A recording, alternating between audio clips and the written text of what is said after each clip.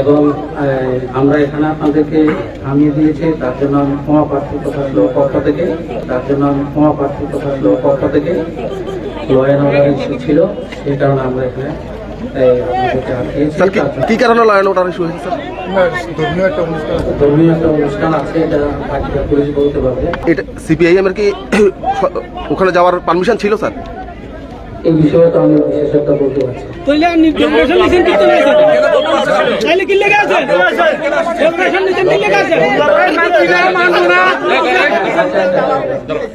তাহলে মাঝপথে আটকে দেওয়া হলো কেন? কি কারণে আটকাছি?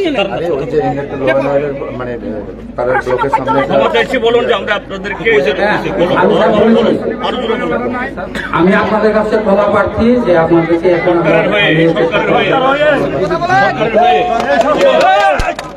ধর্মীয় অনুষ্ঠানটা কি ব্লকের ভিতরে নেই? না না, আমরা তো ব্লকের ভিতরে ডেপুটেশন দিতাম।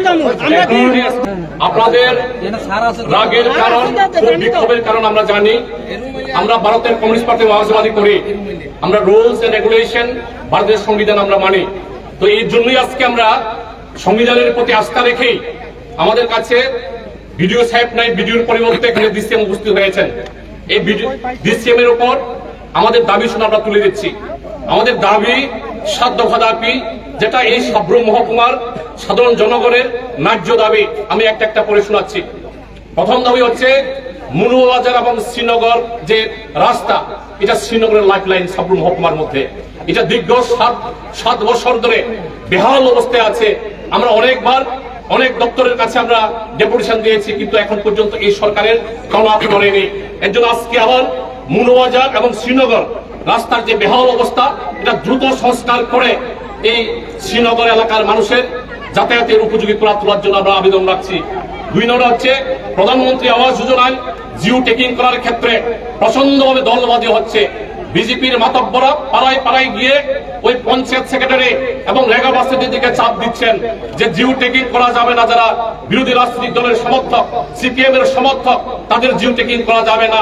তো আমরা বলছি, বিডিও মহোদয়ের কাছে আমরা এই আবেদনই করছি, জিও টেকিং করার ক্ষেত্রে, প্রধানমন্ত্রী আবাস যোজনা করার ক্ষেত্রে যারা ন্যায্য প্রাপ্য, যারা ন্যায্য পাওয়ার অধিকার, তাদের ব্যবস্থা যাতে করে।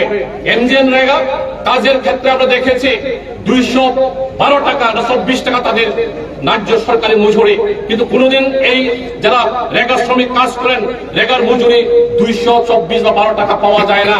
180 টাকা কাজ করলে পরেও কোনদিন ওই 3 মাস 4 মাস লাগাতার করে তারা এই মজুরি প্রদান করেন। আমরা বলছি, কাজ করে 1 সপ্তাহের মধ্যে যেন রেগার মজুরি প্রদান করে। পলাশবাড়ায় অবস্থিত আমাদের বামপন্থী সরকারের আমলে সাংস্কৃতিক হল, খাইলি কৃষক কমিউনিটি হল, এটা অবৈধভাবে কিছু বিজেপি মাতব্বর ওই ওএনজিসির কাছে অবৈধভাবে দখল, তারা ভাড়া দিয়ে খাটিয়ে খাচ্ছেন। তো এখানে আমাদের পলাশবাড়া এলাকার মধ্যে সাংস্কৃতিক অনুষ্ঠান করা যাচ্ছে না, সভা সমিতি করা যাচ্ছে না। আমরা বলছি, এটা বিডিওর এখতিয়ারে এই সাংস্কৃতিক হল অতি সত্বর অবৈধ দখল মুক্ত করে যাতে সাংস্কৃতিক অনুষ্ঠান করা যায় তার ব্যবস্থা করার জন্য। অন্যদিকে অটল জলদলা জলজীবন মিশন বাড়িতে খুব গর্ব করে বিজেপির নেতারা বাড়িগুলোতে সংযোগ করেছেন, কিন্তু জলের দেখা নেই, জলের ফুটা পড়ে না। আমরা বলছি, কন্ট্রাক্টর টাকা নিয়ে গেছে, লুট করে নিয়ে গেছে, কিন্তু যাদের জন্য জল পাইপলাইন দেওয়া হয়েছে, জল 1 ফুটা সিটি ফুটা পড়েনি। এই জলের ব্যবস্থা পাইপলাইন অতি সত্বর চালু করার জন্য। আমাদের ত্রিপুরা রাজ্য অবৈধ নেশায় সেরে গেছে। আগে পুটলিতি করে ওই ইয়াবা ট্যাবলেট ওই ফুটাতে আসতো, আজকে কফ সিরাপ ড্রাগন করে ওই রেল ভর্তি করে আছে। আমাদের সাব্রুম মহকুমার মধ্যে 7 বারে হটস্পট, পুলিশ পাহারা দিচ্ছে, কিন্তু যারা অবৈধ ব্যবসায়ী তারা জানে এটাকে পাকাও করছে না। এটা করার জন্য আমরা বলছি, অতি সত্বর ভিলেজ কমিটি নির্বাচন করার জন্য এই সমস্ত ভাবে নিয়ে আমরা আজকে ব্লকে ডেপুটেশন হচ্ছেন। আপনারা দেখছেন, ধর্মের নামে আজকে এখানে শনি পূজা নাকি শনি মন্দির উদ্বোধন করবেন। বুদ্ধ ধর্মাবলম্বীদের আজকে বুদ্ধ পূর্ণিমা, কার্তিক মাসের শেষ দিন শনি পূজা। আমরা যারা সনাতনী হিন্দু, আমরা শনিবারেই শনি পূজা করি।